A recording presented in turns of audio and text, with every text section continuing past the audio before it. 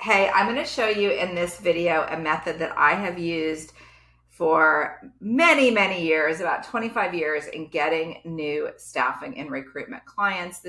It's so obvious and so many people miss it. But what I do is I combine like the old school stuff that I've done from the beginning of the internet, literally, to now, and all of the tools that we have. And some of these methods have evolved so that combining that old school stuff to new technology and AI, et cetera, is just so powerful. Oh, this is a this is a wasp bite. Is that crazy?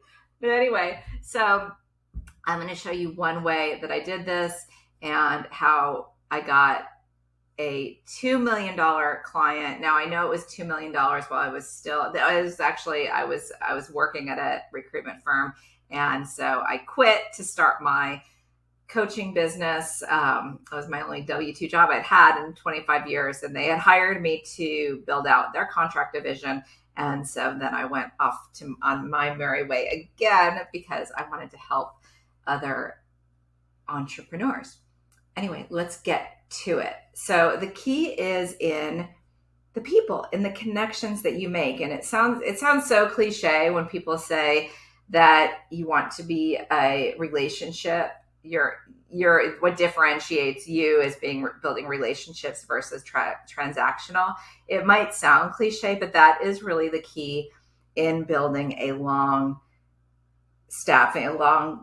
stable, steady staffing business that you can then exit, you can then sell.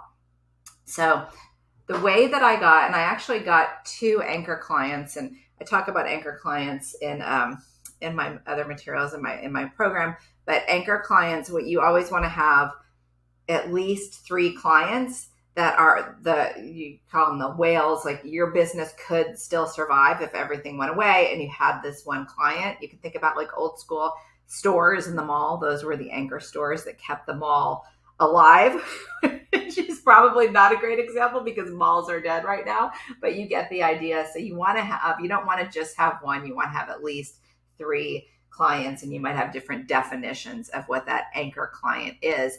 But I was at Hire Clout. They're an awesome tech recruitment firm. I was there for less than 18 months and brought in 8 or 9 new contracts, and 3 of those became anchor clients. It was at least 3. And so 2 of the clients, I used this method, and I will get right into it. I'm going to use some screen shares as well to show you step-by-step instant replay of getting a $2 million contract. Okay, so we're going to move over here to LinkedIn. Let me just make myself a little smaller here. And so this is also the reason why I like having full circle recruiters. And what that means, if you don't know, is that they do recruiting and sales. Now, each person, there is an exception. There are some unicorns that can do sales and recruiting equally and kick ass at it. But most times people either lean more towards recruiting or more towards selling. And we talk about that. That's a story for a different time. And I can give you my insight on that and how to manage that. Don't obsess. If you have a recruiter, for example, who is not hitting their sales numbers, but they're good at recruiting, just know that that's normal. They have to be stellar at one or the other. But so I'm going to give you an actual example of this client, how we closed this client. So this was a team I was managing, and one of the people on my team was, here, I'll make this a little larger until I go into the screen. So one of the people on my team was she was a very good recruiter, not as great at closing sales. So she had a candidate that one of our other recruiters had a role, was it some kind of engineering manager role or director or VP, whatever. And she had a candidate let's call her Beth. So Beth had a candidate that that she had been working with through the process. He interviewed. He ended up choosing another company. He was hired during the process, so pulled out of our process and went with another company. Okay.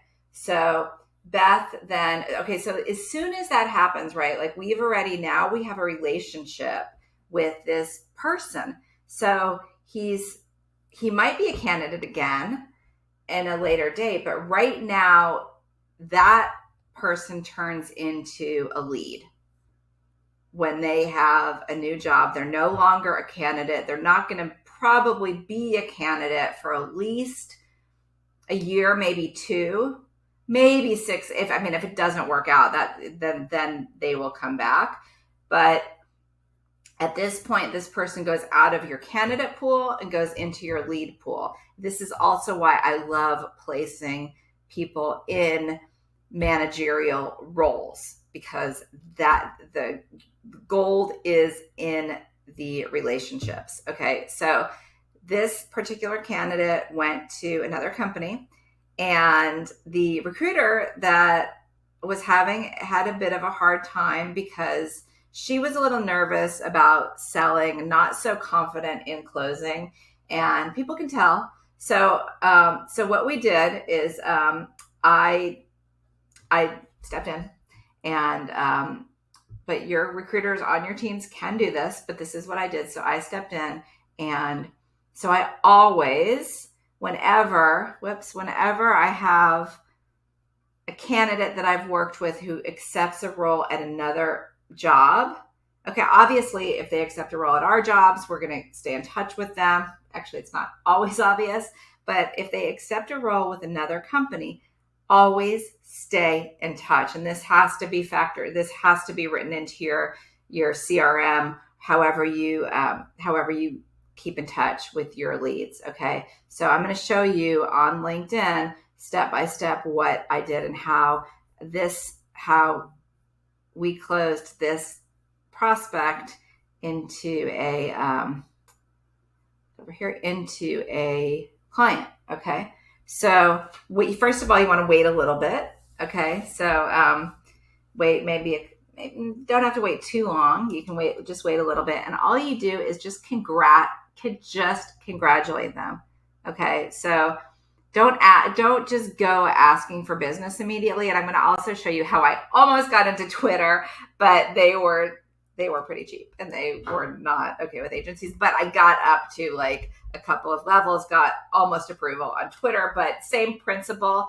And the more that you have, and there's another one that I can show you in another video, how I close this way. Okay, so all I did was say, hey, Dan, congrats on your offer. I wish we'd been the ones to place you, but I'm happy for you. Sounds like a great opportunity. Okay, just saying congrats. Okay.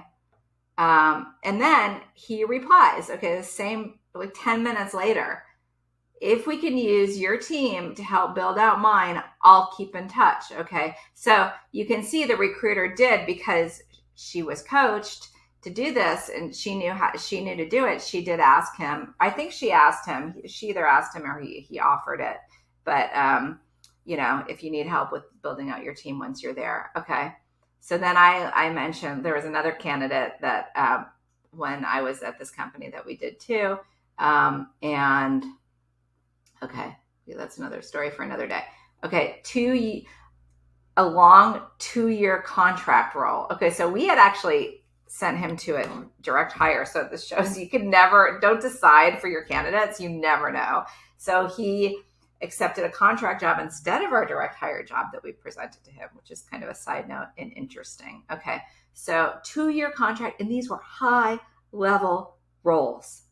These were expensive contractors. Our bill rate was about $200 an hour. So between the 2 roles that we filled while I was still there, the 2 roles for 2 years equaled $2 million in revenue just in a few weeks' work. And then that revenue, obviously, because it's staffing, is just continuous recurring revenue.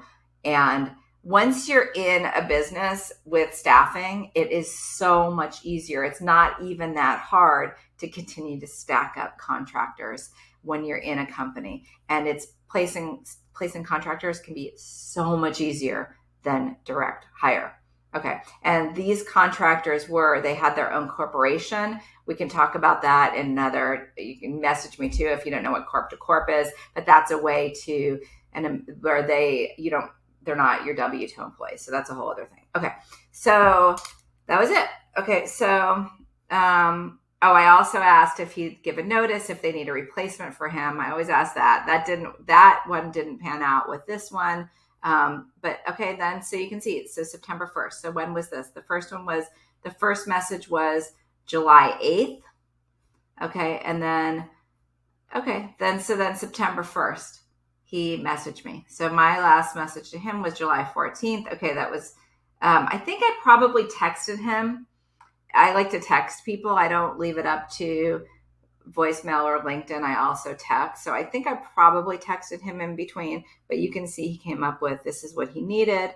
And we certainly filled that role and built a long-term relationship with this company that then we filled the second role after this. And now this candidate is looking for work. So if I was still, well, I actually did message him anyway, because I have a lot of recruiting clients and staffing clients who might be interested and want an introduction. So I did ask him. I noticed he has his green banner on. So I asked him what he's up to and is he looking right now, or what is the story? So that is how my team and we used the method of connecting the dots with candidates, even if you didn't place the candidates.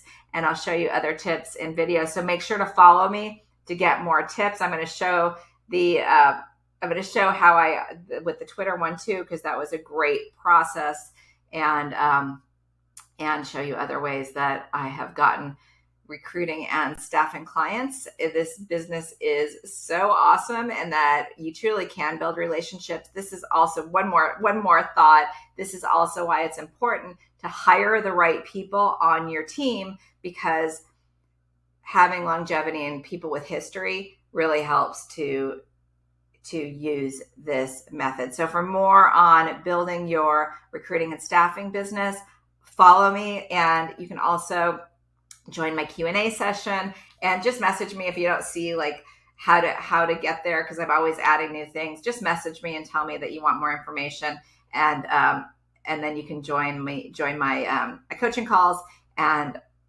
happy to help with anything else related to growing your staffing business.